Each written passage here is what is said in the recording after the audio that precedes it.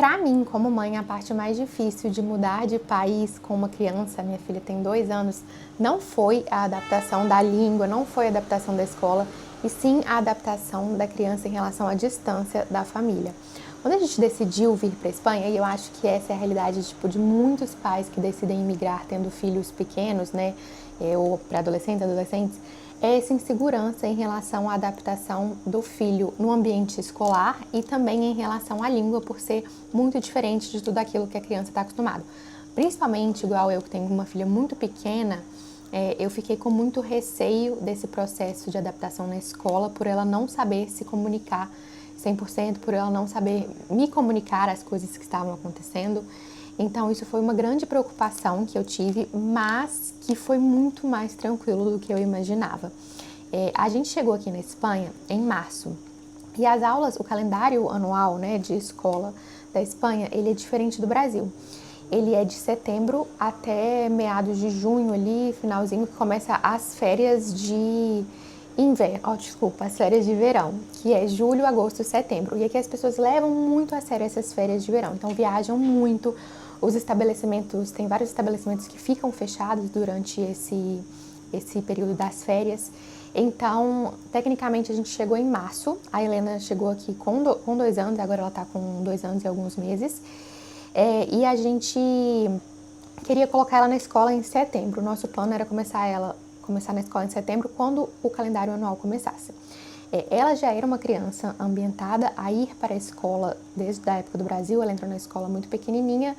Então, isso foi uma tranquilidade para mim, porque eu já sabia que ela estava acostumada com esse ritmo de ir para a escola.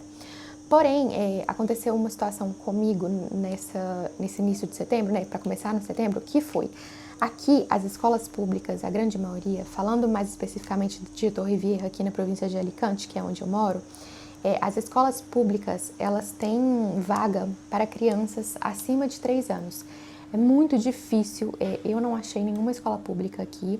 Se alguém tiver uma dica e quiser deixar aqui também, inclusive nos comentários, porque eu realmente não achei nenhuma escola pública aqui que aceitam crianças menores de 3 anos. Eu já ouvi falar em uma conversa que eu tive com uma mãe na praia, que tem uma escola, que a filha dela estuda, a filha dela tem 2 anos, e ela estava nessa escola, mas agora me fugiu o nome da cabeça. Então, eu cheguei aí em uma escola aqui nessa época de maio, que é quando acontecem as inscrições, a primeira leva de inscrições para a entrada de setembro é em maio. Eu fui em uma escola que é próxima da minha casa e a diretora me instruiu a que nesse primeiro momento, pela idade da Helena, por ela ser menor de 3 anos e por ela completar 3 anos só no ano que vem, ela só conseguiria uma vaga nas escolas em setembro do ano que vem. O que eu poderia fazer era seguir 2 caminhos, 3 na verdade.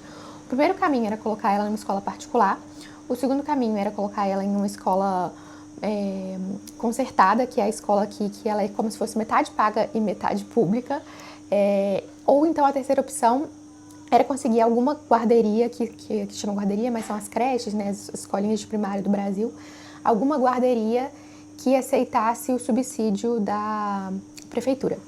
E aí eu comecei a olhar a guarderia, porque eu vi que seria mais viável pela idade da Helena, que seria o caminho que eu teria que seguir. E olhei várias guarderias privadas e também olhei as guarderias que têm essa ajuda do governo. As guarderias que têm essa ajuda não tinham vagas mais para a idade dela. O que eu ouvi dizer, inclusive, aqui de alguns vizinhos e conhecidos, é que essas guarderias, elas têm poucas vagas para o número de crianças interessadas. Então, as mães, assim, gente, posso estar falando uma fake news aqui, foi o que me falaram. As mães entram na fila da guarderia quando ainda estão grávidas, falando, tipo, olha, eu vou ter um filho, eu quero já entrar para turminha de 1 ano do ano que vem, ou para turminha do berçário do ano que vem. Então, eu não consegui nenhuma vaga nessas escolas que são subsidiadas pelo governo. E eu trabalho home office. Como eu cheguei aqui em março, até junho a Helena ainda estava comigo, eu estava lidando ali com o trabalho, com a casa, com a Helena, e começou a ficar muito desafiador, porque eu precisava voltar integralmente a me dedicar ao meu trabalho, mesmo que sendo home office, eu precisava voltar. Então, se tornou uma urgência para mim, uma prioridade, encontrar uma guarderia, né, uma escolinha para a Helena. E aí eu comecei a ir atrás das escolas privadas. das escolinhas privadas.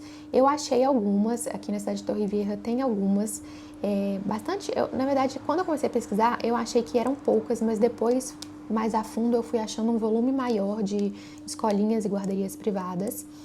E algumas delas tinham vagas, sim, para a idade da Helena, que é a turminha ali de 2 a 3 anos, e com diversas opções de horários. Isso eu achei muito interessante aqui na Espanha. As guardarias, elas não têm um horário padrão, como no Brasil, por exemplo, turno da manhã, turno da tarde, turno integral. Aqui você pode colocar o seu filho, por exemplo, para entrar 7, 8, 9, para sair meio-dia, 2, 4, tem horários variados, eles variam conforme a escola, mas é mais de uma opção quando comparado às escolinhas do Brasil. Então isso eu achei muito legal e achei que o horário é melhor também, porque ele pega o início da manhã e vai ali até a tarde. Então acaba que a gente como mãe, assim, consegue render mais nas nossas tarefas, sabe? Então isso foi um ponto muito interessante.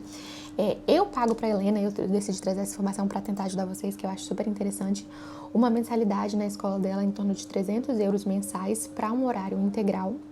E esse valor não está incluso a alimentação. Então eu mando a alimentação para ela todos os dias, mas eu vi que muitas escolinhas têm a opção de você pagar a parte ali, a alimentação, para já estar inclusa na diária ali, né, no dia a dia do seu filho, que é bem comum no Brasil também de ver algumas escolinhas que oferecem esse esquema de você pagar pela alimentação. Só que essa escolinha que a Helena está hoje, ela não possibilita essa alternativa. Então, a gente manda os 2 lanches, né, o almoço todos os dias, acompanhando a Helena. Diante das minhas pesquisas, essa idade ali do berçário até os 3 anos, que são as idades mais comuns de se terem na guarderia, tem algumas que têm crianças de 4 e tudo mais, mas o mais comum é realmente do berçário aos 3 anos completos. Essa faixa. Quanto menos tempo, mais barato a mensalidade fica, obviamente, mas considerando um horário integral, é essa média ali de 270 a 350 euros. Eu vi essa variação entre as escolinhas que eu vi.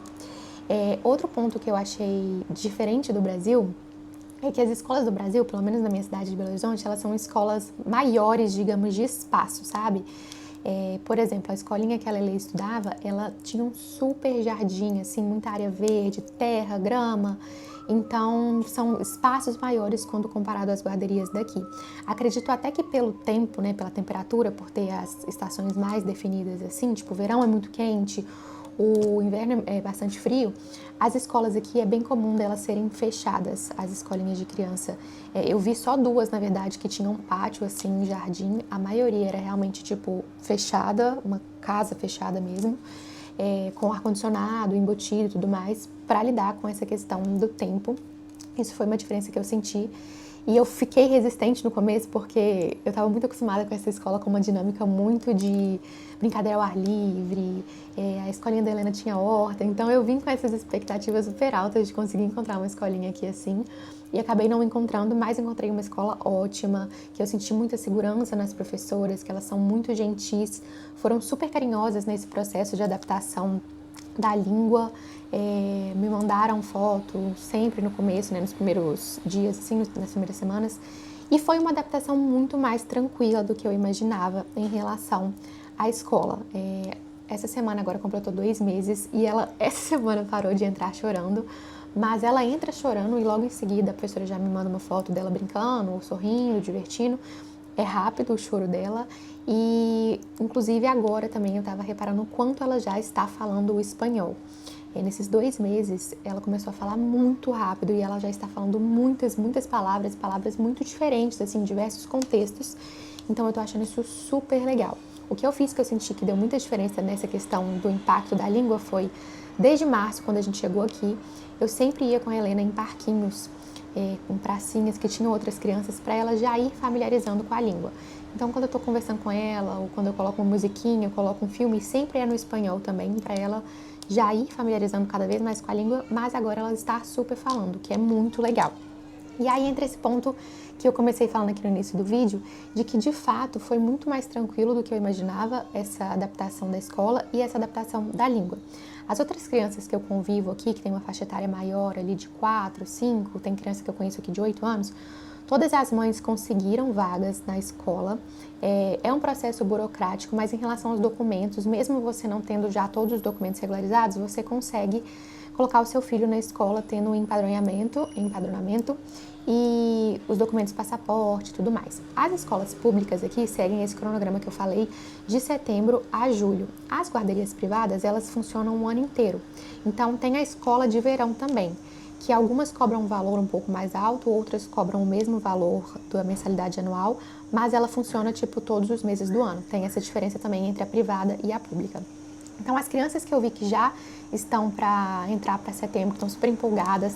Tem um ônibus público também que leva as crianças para a aula, né, que é tipo um escolar assim, então tem vários pontos aqui na cidade que pegam as crianças e deixam já na porta da escola. Algumas das pessoas que eu conversei tiveram muita facilidade em conseguir a vaga na escola que queria colocar o filho. Algumas tiveram mais dificuldade e o filho ficou em uma escola muito distante, mas vai utilizar esse meio de locomoção do ônibus da prefeitura, que funciona como escolar, para a criança ir e voltar todos os dias. E também aqui na escola pública tem essas duas opções de horário.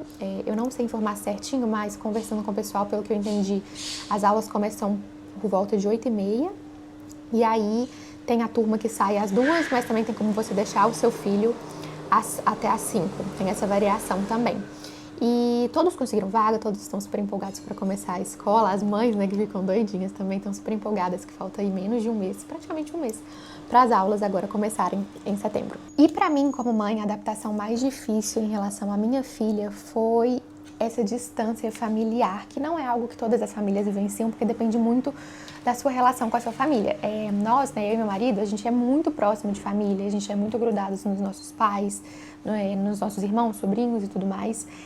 Então, pra gente foi bastante difícil essa parte da distância, porque a Helena cresceu muito acostumada a conviver com os avós diariamente, com a filha da minha irmã, que tem a idade dela também, com muita frequência. Todos os finais de semana elas estavam juntas, elas têm a idade muito próxima. Então, mesmo aqui já com quase 6 meses que a gente tá aqui, a gente ainda enfrenta muita tristeza mesmo, assim, muito sofrimento em relação a essa distância da nossa família, porque a Helena sente muita falta. Ela pergunta muito, e eu acho até que por essa idade dela, por ela ser muito pequenininha, ela entende que é uma distância física, digamos assim, que tem que pegar um avião. A gente tentou explicar para ela de uma forma super didática. Inclusive eu tenho um livrinho que eu vou mostrar aqui como que eu contei para a Helena da nossa mudança. Então ela entende que a gente está em um lugar distante, que não é fácil ver os avós, mas frequentemente ela me pergunta, tipo, mamãe, que dia que eu posso ir brincar com a Sofia? Mamãe, que dia que eu posso ir na casa da vovó? Por que a vovó não vem mais na nossa casa? Às vezes a gente tá num parquinho na praça e aí ela fala, mamãe, depois daqui a gente pode ir lá na casa da vovó, a gente pode pegar um avião. Então, essas perguntas partem meu coração, assim, como mãe, e pra mim foi a parte mais desafiadora e ainda é, porque me deixa muito triste quando ela pergunta isso, sabe? Óbvio que tem toda a parte boa que eu também tô proporcionando pra ela como mãe, de ter uma vida muito mais confortável em relação à segurança, à qualidade de vida, tem muita vida ao ar livre, ela adora ir nos parquinhos, na praia, então tem essa parte que eu coloco também na balança, mas pra mim, como falando assim particularmente mesmo, a parte mais desafiadora não foi a adaptação dela em relação à língua ou em relação à escola, e sim em relação à saudade que ela sente das pessoas que ela ama, das pessoas que amam ela muito e que a gente sente muita falta desse vínculo, que é algo que ela ainda me pergunta muito. Eu contei pra Helena que a gente ia se mudar, eu mostrei esse livrinho aqui, que eu fiz pra ela logo antes da viagem, eu mostrei no avião, mostrei, e depois também nas primeiras semanas eu fui mostrando várias vezes. É um livrinho que eu fiz com a ajuda do nosso amigo Chat, pra desenvolver essas fotos com IA mesmo, assim. Então, por exemplo, antes da nossa mudança, a gente ficou uma semana na casa dos meus sogros e uma semana na casa dos meus pais. E aí eu sempre explicava pra ela, tipo, a gente tá na casa do vovô e da vovó. Eu mostrava a foto que correspondia àquele momento que a gente estava vivendo, sabe? Coloquei essa foto nossa no aeroporto e expliquei várias vezes. Essa aqui é uma bonequinha que ela gosta muito, que é a Lulu. E eu levei a Lulu no avião com ela, que é um objeto que ela tem familiaridade, segurança, e fui explicando para ela tudo o que estava acontecendo com as fotos em tempo real. Eu expliquei que a gente ia pegar um avião para ir para nossa casa nova e tudo mais. E ela foi muito fofa, porque ela mesma começou a contar a história depois sozinha para as pessoas, quando ela mostrava o livrinho. Aqui a gente chegando com as malas na nossa casa, no nosso apartamento novo. E aí finalizei, tipo, foi uma sugestão do chat, tá? Com uma imagem dela brincando, feliz, se divertindo. E eu sempre frisei tudo isso nas imagens, tipo, que a gente estava feliz, que o papai e a mamãe estavam junto dela, a Lulu, que ia acompanhar essa mudança, essa nova jornada. E foi uma forma lúdica e didática, assim, de explicar para uma criança de 2 anos ali como que seria essa mudança. E ela segue nos surpreendendo, assim, as crianças adaptam muito mais fáceis do que a gente, né? Eles sempre nos surpreendem, eu acho que independente da idade, assim, eles sabem lidar com as emoções melhor do que a gente, às vezes. E pra ela tá sendo muito legal, dá pra ver que ela tá curtindo muito o processo. Ela me surpreendeu muito em todos os quesitos de adaptação. Então esse vídeo foi mais pra tranquilizar os pais que estão vindo com criança e ficam sempre muito pensativos dessa decisão também, voltados pros filhos. Fiquem tranquilos, porque eles realmente saem muito melhor do que a gente nesse processo. E por hoje é só, gente. Beijo!